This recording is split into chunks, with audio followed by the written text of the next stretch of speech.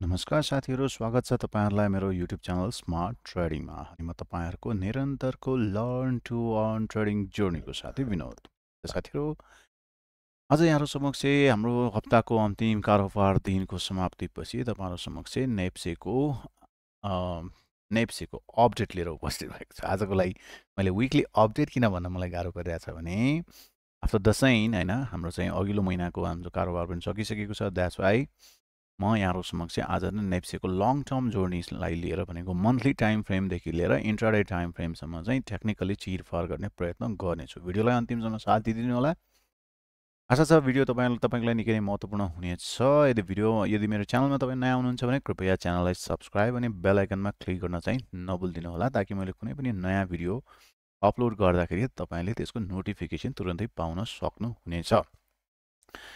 साथीहरू, अहिले स्क्रिनमा तपाईले देखिराख्नु भएको छ नेप्सेको मन्थली टाइम फ्रेममा candlestick chart. Okay, so monthly time फ्रेमको क्यान्डलस्टिक तपाईले हेर्नुहुन्छ भने यसको स्थिति के छ त भन्दाखेरि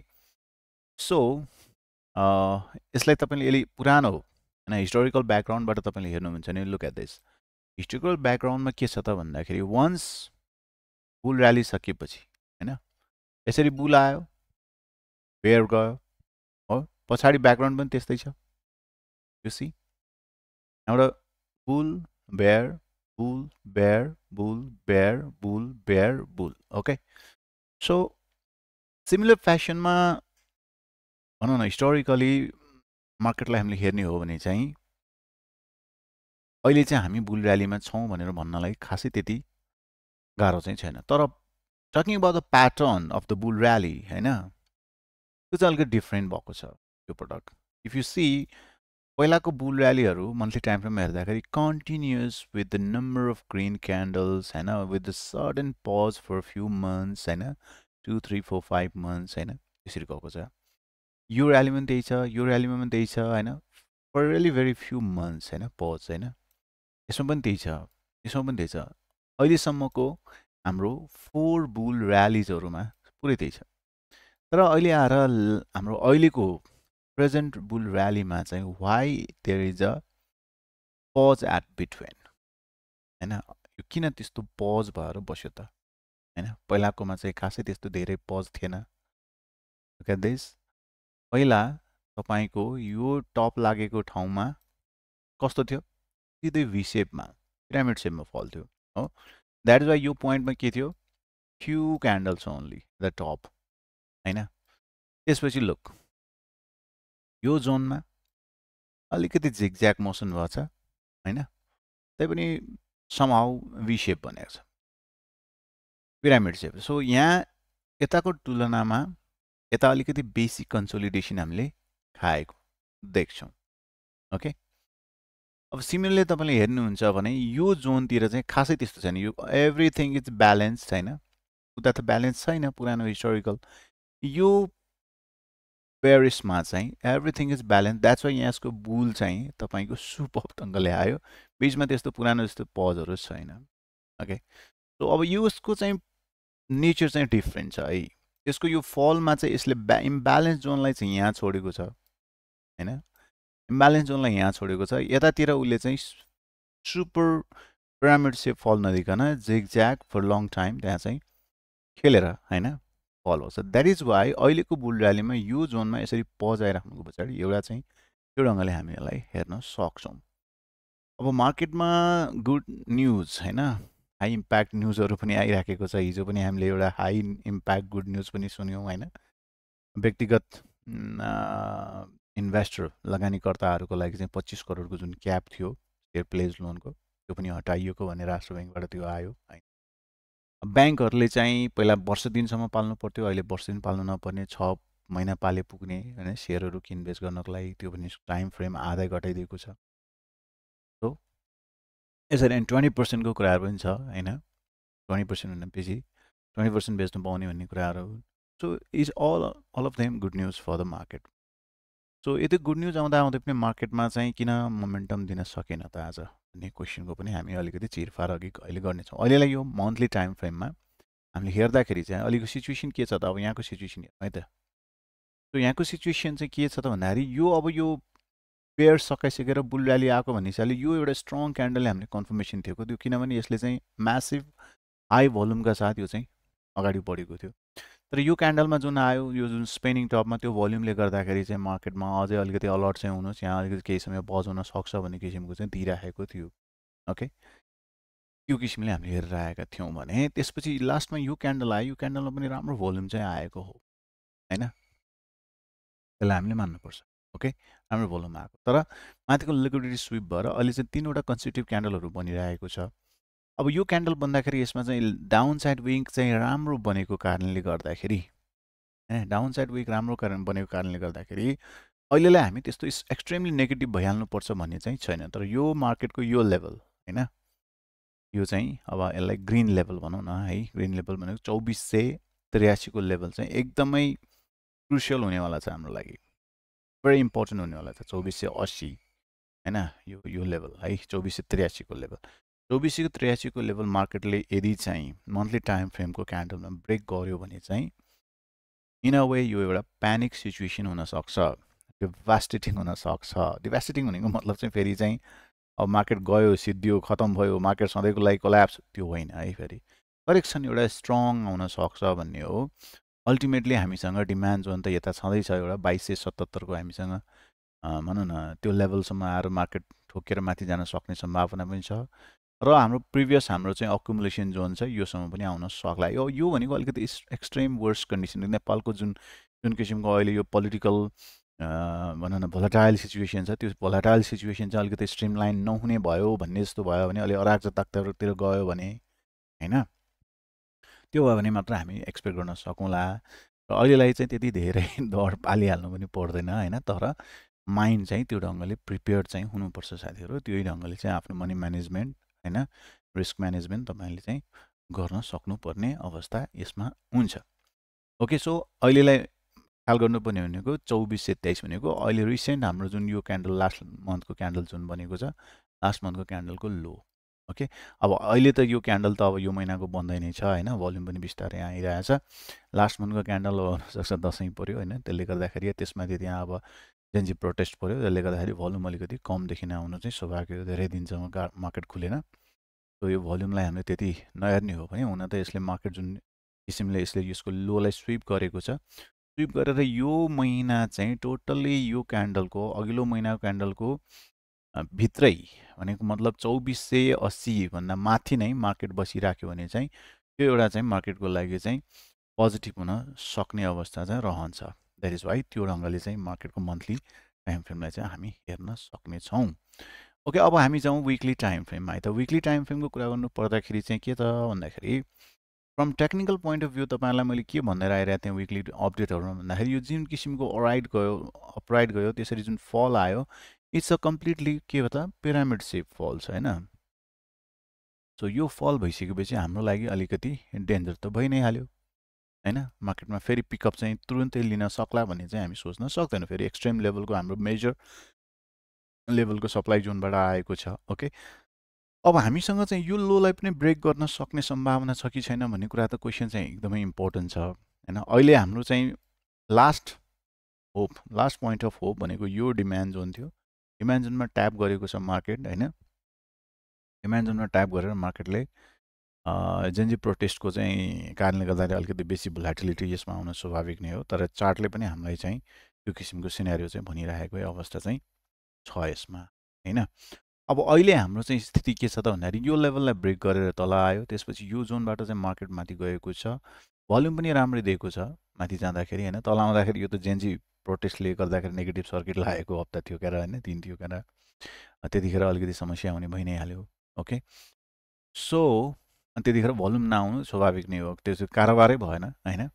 that's why volume is very less on that है। सो अहिले चाहिँ हाम्रो लागि चाहिँ मेजर हर्डल भनेको अब कहाँ त भन्दाखेरि यो लेभलमा मार्केटले ट्याप गरेर के कस्तो सिनेरियो देखाउँछ हैन भन्ने कुरा चाहिँ इम्पोर्टेन्ट हुन्छ हामीलाई।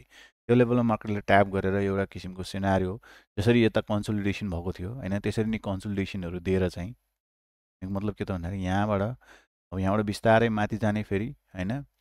ओके, त्यसपछि यहाँ माथि कन्सोलिडेसन दिने, त्यसपछि ब्रेकआउट दिने भयो भने यो लेभलको फर्मेसनहरू भयो भने मात्रै हामी चाहिँ यहाँ चाहिँ वी मे वर्क हैन त्यसमा हामी अलिकति पोजिटिभ हुन सक्छौँ र यो सिनेरियो हुन सक्ने सम्भावना चाहिँ छैन भन्ने चाहिँ होइन डेफिनेटली छ नै ओके मैले अघि पनि भने मन्थली टाइम फ्रेममा पनि भने हैन यो लेभललाई ब्रेक गर्यो भने चाहिँ हामी we have to be very much careful from the market हैन रिस्क म्यानेजमेन्ट त्यही ढङ्गले गर्नुपर्ने हुन्छ अहिले पनि धेरै जस्तो स्टकहरू जुनको चाहिँ सेटअप चाहिँ बिग्रिएको छ र तपाईँको स्टप अन गरेको अवस्थाहरू छ भने चाहिँ ओभरअल मार्केटको सिनेरियो त्यति पोजिटिभ त छैन नै हैन द्याट इज वाइ त्यसमा चाहिँ तपाईँ हामीले रिस्क म्यानेजमेन्ट गर्नुपर्ने स्थिति चाहिँ हामी देख्दछौँ ओके सो अब हामी यहाँको समक्ष एउटा महत्त्वपूर्ण जानकारी दिन चाहन्छु हामी भोल्युम स्प्रेड एनालाइसिस हैन प्राइस एक्सन मास्टरी टाइपले चाहिँ अपरेटर मोडलमा मार्केट एनालाइसिस गर्दछौँ यहाँहरूलाई थाहा छँदैछ हैन हाम्रो चाहिँ मार्केट एनालाइसिस गरेर टेक्निक भनेको entirely smart money based smart money कन्सेप्टमा हुन्छ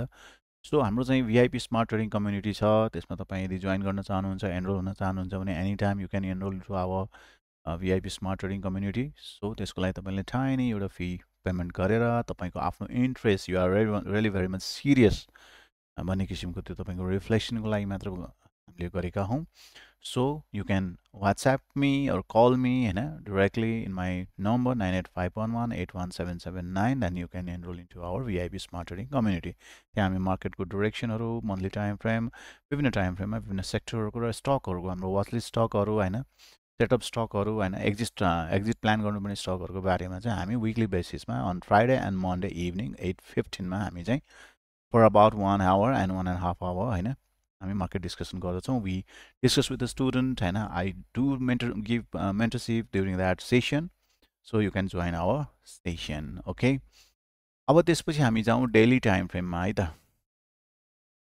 डेली टाइम फ्रेमको मार्केट एनालाइसिसको कुरा गर्नु पर्दाखेरि सिचुएसन के छ त भन्दाखेरि ओके अब स्पेसली यो हप्ता चाहिँ के भयो त मार्केटमा है डेली टाइम फ्रेममा कुरा गर्नु पर्दाखेरि जेनजीको प्रोटेस्ट आयो हैन प्रोटेस्टले गर्दाखेरि मार्केट चाहिँ अब अनिश्चित भयो हैन धेरै ठुलो जनधनको क्षति भएको छ हैन स्पेसली नन लाइफ इन्सुरेन्सहरूलाई चाहिँ रिइन्सुरेन्स कम्पनीहरूलाई चाहिँ त्यसले इम्प्याक्ट गर्छ भन्ने किसिमको धेरै कुराहरू सिनेरियोहरू देखियो हो अब इन्डस्ट्रीहरू बिजनेसहरूमा चाहिँ सेक्युरिटीको सिचुएसन के कस्तो हुने हो भन्ने कुराको अलिकति भनौँ न अलि चिन्ताको विषय चाहिँ डेफिनेटली बनेको छ अहिलेको government it's not elected government हैन जेनजीको प्रोटेस्टबाट चाहिँ बनेको गभर्मेन्ट छ यसले यसको मुख्य अभिभारा भनेको इलेक्सन गर्नु हो आफ्टर 6 months भन्ने किसिमको छ तर मैले इलेक्सन हुन्छ हुँदैन not pretty much sure okay भएदेखि त निकै नै राम्रो हुन्छ फेरि पोलिटिकल एउटा स्ट्रिमलाइन होला हैन सो एनिवे अहिले अब चार्ट वाइज भन्नुपर्दाखेरि के छ त स्थिति भन्दाखेरि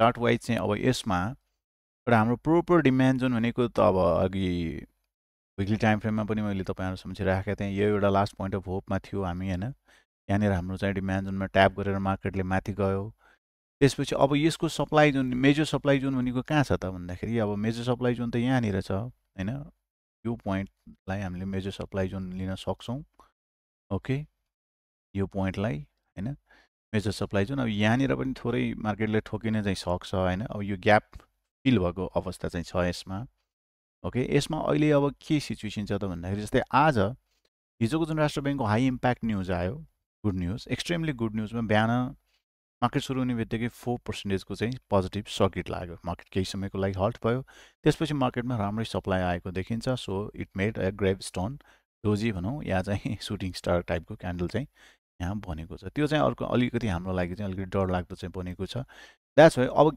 के ख्याल गर्नु पर्यो त भन्दाखेरि कमिङ अफ डेजमा हैन नेक्स्ट डेजहरूमा चाहिँ नेप्से इनफ्याक्ट यही क्यान्डलको माथि बस्न सक्ने अवस्था आयो भने मात्रै भनेको हुन्छ 2677 भन्दा माथि क्लोजिङ दिन आयो भने डेली क्यान्डलले क्लोजिङ दिन सक्यो भने मात्रै होइन एउटा 1 डेमा 2 डेमा 3 डेमा वाट एभर होइन with some few days whatever त्योभन्दा माथि बस्न सक्यो खण्डमा नेक्स्ट पेमा हामी बिस्तारै पोजिटिभ हुन सक्ने अवस्था रहन सक्छ र त्यही अनुसारले विभिन्न स्टकहरूमा सेटअप मिलेको अवस्थामा चाहिँ हामी इन्ट्री प्लान गर्न सक्छौँ अहिलेलाई चाहिँ स्टकहरूमा खासै त्यस्तो इन्ट्री प्लान हुन सकिने खालको चाहिँ स्टकहरू अहिले हामी मार्केटमा रियरली हामी एकदमै भेट्न लगभग मुस्किल जस्तै छ अहिले चाहिँ किनकि ओभरअल मार्केटको सिनेरियो पनि त्यही छ धेरै स्टकहरू बेरिस मोडमा भनौँ न एकदमै स्ट्रङ करेक्टिभ मोडमा छन् सेन्टिमेन्ट्स एकदम बिग्रेकै अवस्था छ होइन त्यो हिसाबले हामीले ख्याल गर्नु पऱ्यो जस्तो 2677 is your reference mark line okay त्यो लाइनलाई चाहिँ तपाईँले ख्याल गर्नु होला अब हामी जाउँ इन्ट्राडे टाइम फ्रेममा है त। इन्ट्राडे टाइम फ्रेमको के छ भने जस्तै अब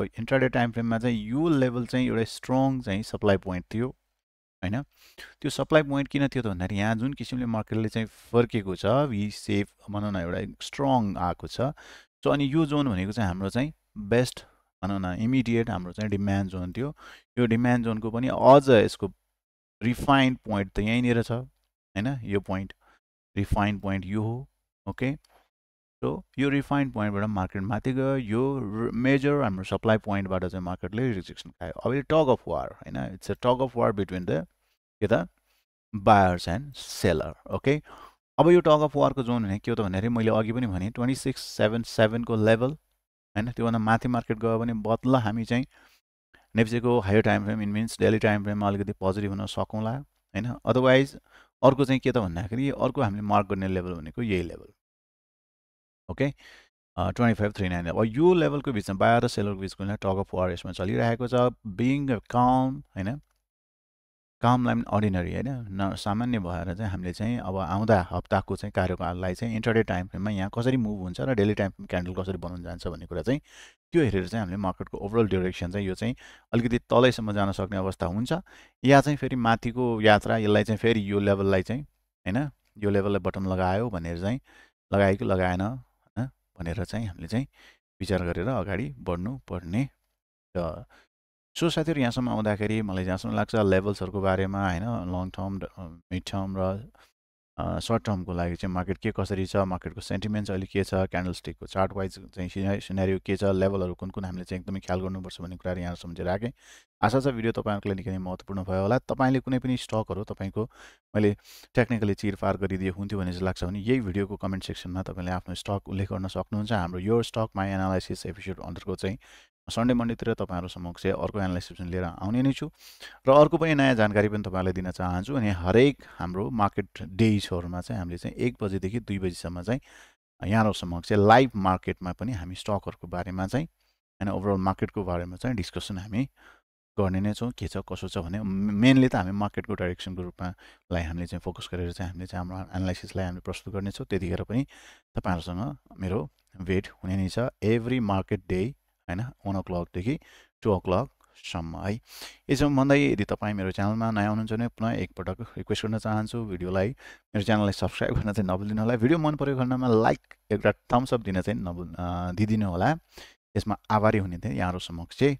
त म फेरि तपाईहरु समक्ष यो स्टकमा एनालाइसिसहरुको एपिसोड लिएर आउने नै छु। तपाईँ हाम्रो भिआइपी मेन्टरशिप कोर्समा जोइन हुन चाहनुहुन्छ, academy join smart trading academy join गर्न चाहनुहुन्छ भने you can enroll, you can call me in my WhatsApp number 9851181779 मा मलाई मेसेज पनि गर्न सक्नुहुन्छ। I will always be available over there. So त्यतिन्जेलसम्मको लागि यहाँहरुको समय, यहाँहरुको पल शुभ रहोस् र तपाईहरुको ट्रेडिङ जर्नी पनि सफल होस् भन्दै यहाँहरुबाट आजलाई बिदा हुन चाहे। नमस्कार।